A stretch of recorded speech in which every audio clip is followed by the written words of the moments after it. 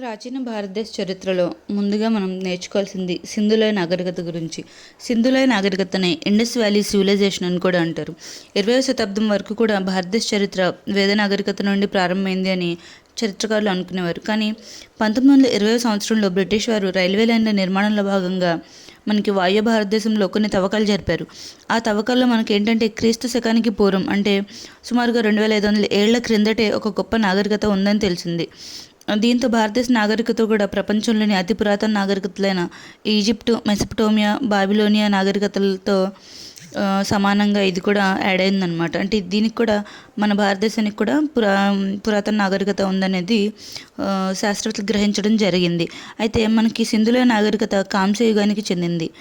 దక్షిణాసియాలో మొట్టమొదటి పట్టణ నాగరికత ఈ సింధు నాగరికతకి సొంతం అనమాట. కాంస్య యుగం అంటే ఒక రకమైనటువంటి రాగితో తయారు చేసిన మూలకం, రాగి కంటే ఇంకా గట్టిగానే ఉంటుందన్నమాట. కాంస్యం చెప్పాలంటే ఒక మెటల్ అనమాట.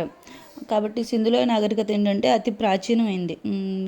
అందుకనే కాంస్య యుగం అంటారనమాట. ఫస్ట్ మనకి కనిపెట్టబడిన మెటల్ వచ్చేసి కాంస్యం మాత్రమే ఫస్ట్ మెటల్. బ్రాంజ్ అంటాము, రాగి అంటారు, బట్ కొన్ని మిశ్రమాల కలయిక అనమాట ఈ ఏదైతే మెటల్ ఉందో కాంస్యం అనేది అది.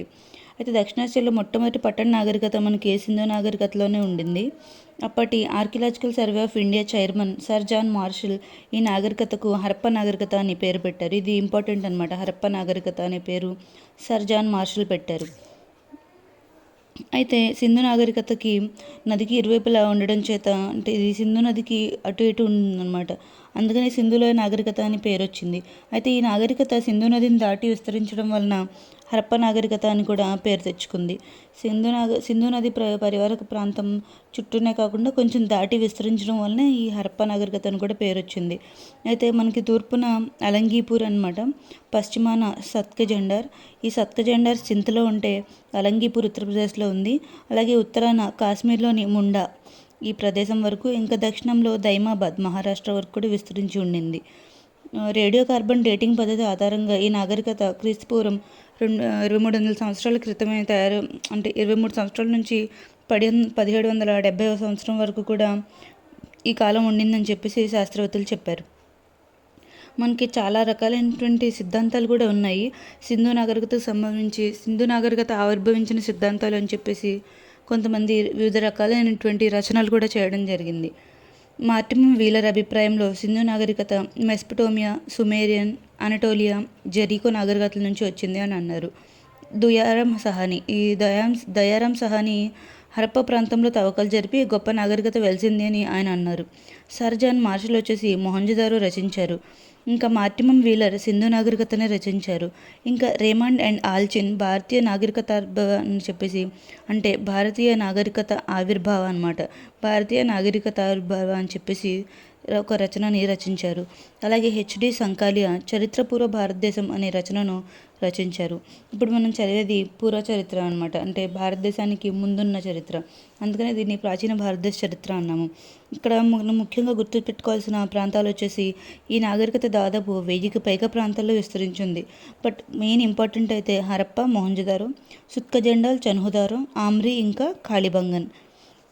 ఈ ప్రాంతాల్లో ఏవైనా ఇచ్చేసి సింధు నాగరికత ప్రాంతాలు అయినవి ఏంటో అడగండి, సింధు నాగరికతకు సంబంధించి ఇవి కాని ప్రాంతాలు అడగండి అని చెప్పేసి ఏమైనా బిట్స్ వస్తే కనుక ఇది చాలా ఇంపార్టెంట్ అనమాట. ప్రాంతాలు ఏవి అంటే హరప్ప, మొహంజదారో, సత్కజెండాల్, చాన్హుదారో, అమ్రి, కాళిబంగన్. ఈ ప్రాంతాలు సింధు నాగరికతకు సంబంధించిన ముఖ్యమైన ప్రాంతాలు. అలాగే ప్రధాన లక్షణాలు వచ్చేసి పట్టణ నిర్మాణ ప్రణాళిక. ఒక పద్ధతిగా ఒక ప్లానింగ్ ప్రకారం అక్కడ పట్టణ నిర్మాణాలు జరిగాయన్నమాట అప్పట్లోనే, చాలా పురాతన కాలంలోనే. ఇంకా భారత చరిత్రను శాస్త్రీయంగా పునర్నిర్మించడానికి ఫస్ట్ మనకి ఒక సంస్థ అనేది ఏర్పడాలి అని చెప్పేసి ఏషియాటిక్ సొసైటీని నిర్మించడం జరిగింది. ఈ ఏషియాటిక్ సొసైటీని కలకత్తాలో స్టార్ట్ చేసిన వాళ్ళు ఎవరు అంటే విలియం జోన్స్ 1784లో ఈ ఏషియాటిక్ సొసైటీని కలకత్తాలో స్టార్ట్ చేయడం జరిగింది. ఈ ఏషియాటిక్ సొసైటీకి మనకి ఏంటంటే ఎవరి కాలంలో స్థాపించబడింది అని ఏమన్నా క్వశ్చన్ అడిగితే వారన్ హేస్టింగ్స్ కాలంలో విలియం జోన్స్ ఏషియాటిక్ సొసైటీని స్టార్ట్ చేశారు. అయితే కాళిదాసు యొక్క అభిజ్ఞాన శాకుంతలము మనుస్మృతిని ఆంగ్లంలోనికి ఎవరు అనువదించారు అంటే విలియం జోన్స్. ఇంకా మన దేశ మొదటి సర్వేయర్ జనరల్ ఎవరు అని అడిగితే సర్ జాన్ మార్షల్ మన దేశం యొక్క మొదటి సర్వేయర్ జనరల్.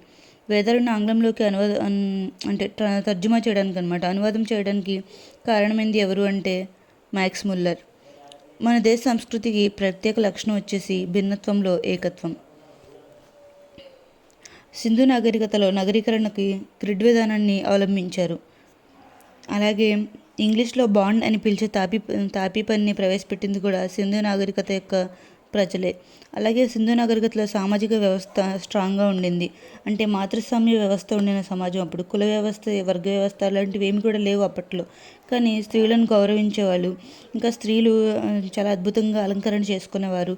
జోదం, ఎడ్ల పందాలు, పాచికలు మొదలైనవన్నీ కూడా ఉండేవన్నమాట. ఇంకా ఆర్థిక వ్యవస్థ వచ్చేసి ముఖ్యంగా వ్యవసాయం మీద ఆధారపడేవారు. ప్రపంచంలో పత్తిని మొదటిసారిగా పండించింది కూడా సింధు ప్రజలే అన్నమాట.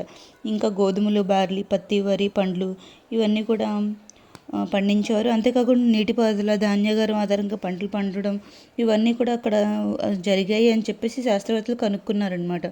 అక్కడ కొన్ని సీల్స్ దొరికాయి అనమాట, అంటే ముద్రలు. ఆ ముద్రలను బట్టి పశువులను పోషించారు అని కూడా అర్థమైంది. అంటే ఎద్దులు, గేదెలు, కుక్కలు, మేకలు, గొర్రెలు ఇలాంటివన్నీ అనమాట. ఇవన్నీ పశుపోషణ కూడా సింధు నాగరికత టైంలో ఉండింది. బట్ మెయిన్ అయితే వ్యవసాయమే అనమాట వాళ్ళ యొక్క మెయిన్ ఆర్థిక వ్యవస్థ.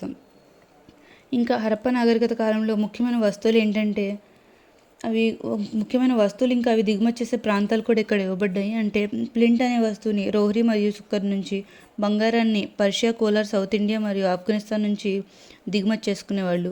కొయ్యని కాశ్మీర్ నుంచి దిగుమతి చేసుకుంటే, మధ్య ఆసియాలోని పామీర్ నుంచి జేడ్ను మనకు దిగుమతి చేసుకోవడం జరిగింది. అలాగే టర్కోయిజ్ని పర్షియా నుంచి, ఇలా కొన్ని కాపర్, వెండి, టిన్ ఇలాంటివి. కాపర్ని అయితే ఖేత్రి గనులు సుసా, బెలూచిస్తాన్ నుంచి వీళ్ళు దిగుమతి చేసుకునేవాళ్ళు అనమాట. వెండిని ఆఫ్ఘనిస్తాన్ ఇంకా ఇరాన్ నుంచి.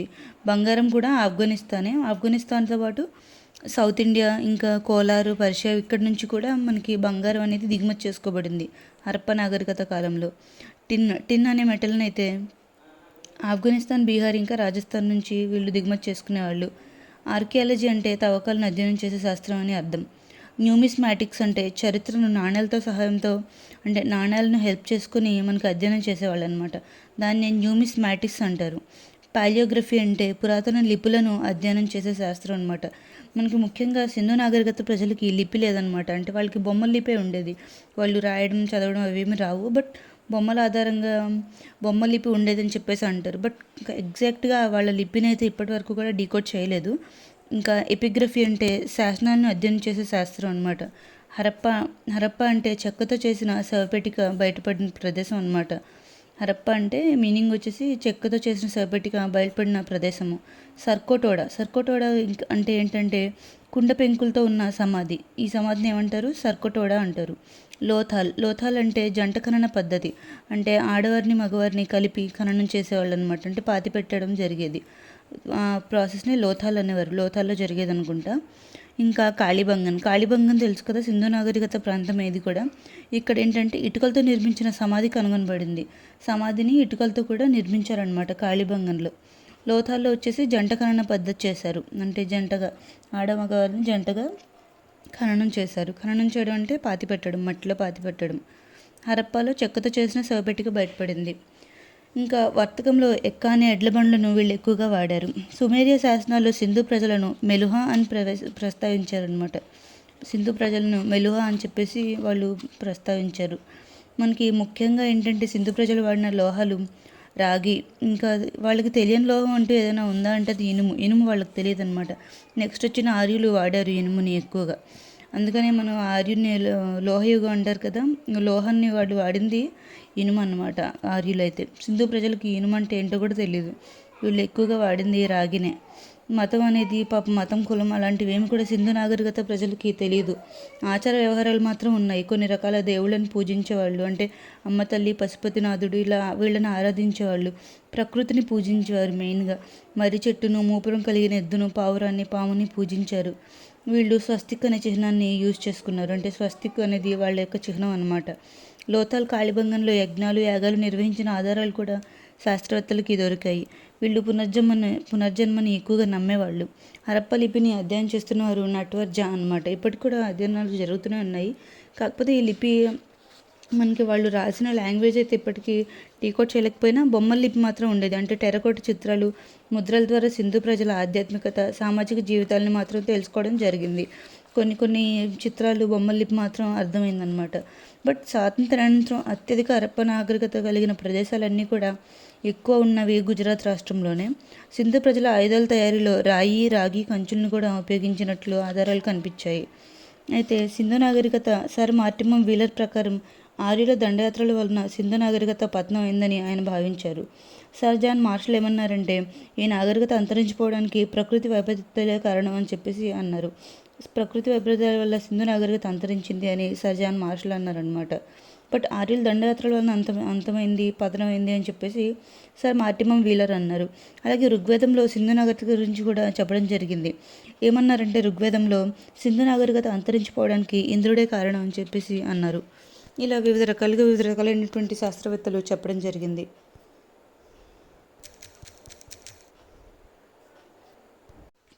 వేదయుగంలో మనం ముఖ్యంగా వేదాల గురించి తెలుసుకుందాం. అంటే ఆర్యుల్లో ఆర్య అంటే పెద్దవాడు అని అర్థం, గౌరవనీయుడు, సంస్కారి, ఇలా వివిధ అర్థాలు ఉంటాయి. సంస్కృత పదం అన్నమాట ఇది. రామాయణంలో శ్రీరాముడిని సీత ఆర్య అని, ఆర్యపుత్ర అని సంబోధిస్తుంది. మొత్తం మీద గౌరవాన్ని సూచించే పదం అనేది దీనికి అర్థం. అయితే ఆర్యుల జన్మస్థలం గురించి చర్చను ప్రారంభించింది మాత్రం విలియం జోన్స్ అనమాట, సర్ విలియం జోన్స్. స్వామి దయానంద సరస్వతి వీరి యొక్క జన్మస్థలం వచ్చేసి టిబెట్. బాలగంగాధర్ గురించి చెప్పాలంటే వీరు ఆర్కిటిక్ ప్రాంతం నుంచి వచ్చారు. ఆర్కిటిక్ ప్రాంతం అంటే the Arctic home of Aryans అని చెప్పేసి కూడా అంటారనమాట. ఆర్కిటిక్ ప్రాంతం నుంచి వీళ్ళు వచ్చారనమాట. డాక్టర్ గైల్ ఏమన్నారంటే, ఆస్ట్రియా హంగేరీ ప్రాంతీయులని ఈ ఆర్య నాగరికులని చెప్పారు. ఏపీ దాస్ వచ్చేసి ఆర్యులు ఎక్కడి వారో కాదని, వీరి జన్మస్థలం సప్తసింధు ప్రాంతం అని అన్నారు. అంటే ఆర్యుల గురించి చెప్పాలంటే వివిధ రకాలైనటువంటి ప్రాంతాల నుంచి వీళ్ళు వచ్చారని చెప్పేసి వేదయుగంలో చెప్పబడింది అనమాట. వివిధ శాస్త్రజ్ఞులు వివిధ రకాలుగా చెప్పారు. మ్యాక్స్ ముల్లర్ ఏమన్నారంటే, వీరి జన్మస్థలం మధ్య ఆసియా అయి ఉండొచ్చు అని చెప్పేసి అన్నారు. మన దేశంలో వేదకాలపు నాగరికతను తొలివేద నాగరికత, మలివేద నాగరికత అన్నారు. అంటే తొలివేద నాగరికత, మధ్యవేద నాగరికత అంటే మొదటి దశలో వర్ధిల్లిన సంస్కృతి తొలివేద నాగరికత, లేదా తొలివేద సంస్కృతి, లేదా ఋగ్వేద సంస్కృతి అని చెప్పేసి అంటారనమాట. 1500 సంవత్సరం నుంచి 1000 సంవత్సరం వరకు కూడా ఇది కొనసాగింది. ఆ తర్వాత క్రీస్తుపూర్వం 1000 సంవత్సరం నుండి 600 వరకు కూడా మలివేద నాగరికత అనేది కొనసాగడం జరిగింది. వేద సాహిత్యం ప్రకారం ఏంటంటే, సంస్కృతికి మూలాలే వేదాలు అనమాట. అంటే భారతీయుల ఆర్థిక వ్యవస్థ, విద్య, చరిత్ర, తత్వశాస్త్రం, మతం, ఆలోచన ధోరణి, వీటన్నింటికి కూడా వేదాలు ప్రాతినిధ్యం వహిస్తూ ఉంటాయి. వేద సాహిత్యాన్ని 2 రకాలుగా వర్గీకరించారు. మనకి ముఖ్యంగా చెప్పాలంటే వేద సాహిత్యానికి మూలం 4 వేదాలు. మనకి 4 వేదాలు కూడా తెలుసు కదా. అయితే మనకి తర్వాత వచ్చిన సాహిత్యం అంతా వేదాలను వివరించడానికి ఉద్దేశించారనమాట. అంటే శృతులు అని కూడా అంటారు వీటిని. అంటే వినడం ద్వారా సంపాదించిన జ్ఞానం అని. వేద అంటేనే మనకి సంస్కృత పదం అనమాట. అర్థం ఏంటి, తెలుసుకోవాలి అని, లేదా తెలుసుకోదగినవి అని చెప్పేసి. ఇది ఏదైనా మనం జ్ఞానం తెలుసుకోవాలి అనుకుంటాం కదా, అలాగా. వేదాలు 4 ఇవి తపమార్గాన్ని పేర్కొంటాయి. మనకి ఋగ్వేదం, సామవేదం, యజుర్వేదం, ఇంకా అథర్వణ వేదం, ఈ 4 వేదాలు కూడా మనకి తెలుసు. అయితే మనకి ఆర్యుల జన్మస్థలం గురించి కొంతమంది కొన్ని రకాలుగా ప్రతిపాదించారు కదా. ఎవరెవరు ఎట్లా చెప్పారు అనేది మనం ఒకసారి క్లుప్తంగా తెలుసుకుందాం. ఆర్కిటిక్ ప్రాంతంలో ఆర్యుల జన్మస్థలం అని చెప్పేసి బాలగంగాధర్ తిలక్ అన్నారనమాట. మధ్య ఆసియా అని ప్రొఫెసర్ మ్యాక్స్ ముల్లర్ అన్నారు. సప్తసింధు ప్రాంతం అని డాక్టర్ ఏఏసి దాస్ అన్నారు. టిబెట్ అని స్వామి దయానంద సరస్వతి గారు అన్నారు. అలాగే ఆస్ట్రియా లేదా హంగేరీ అని చెప్పేసి ప్రొఫెసర్ మెక్డొనాల్డ్ ఇంకా గిబ్బే అన్నారు. ప్రొఫెసర్ పెంకా వచ్చేసి జర్మనీ మైదానాలు వాళ్ళ యొక్క జన్మస్థలం అని అన్నారు. హిమాలయన్ ఫుట్ హిల్స్ అని లక్ష్మీధర్ శాస్త్రి గారు అన్నారు. అలాగే దక్షిణ రష్యా లేదా యురేషియా అని చెప్పేసి పీక్ ఘోష్, నెహ్రింగ్ ఇంకా గార్డెన్ చైల్డ్, వీళ్ళు 4 అన్నారనమాట. అలాగే సైబీరియా ప్రాంతం అయి ఉండొచ్చు అని జేడి మోర్గాన్ అన్నారు. అయితే మనకి వేద సాహిత్యంలో 4 వేదాలు, బ్రాహ్మణాలు, అరణ్యకాలు, ఇవన్నీ కాకుండా 108 ఉపనిషత్తులు కూడా ఉన్నాయి.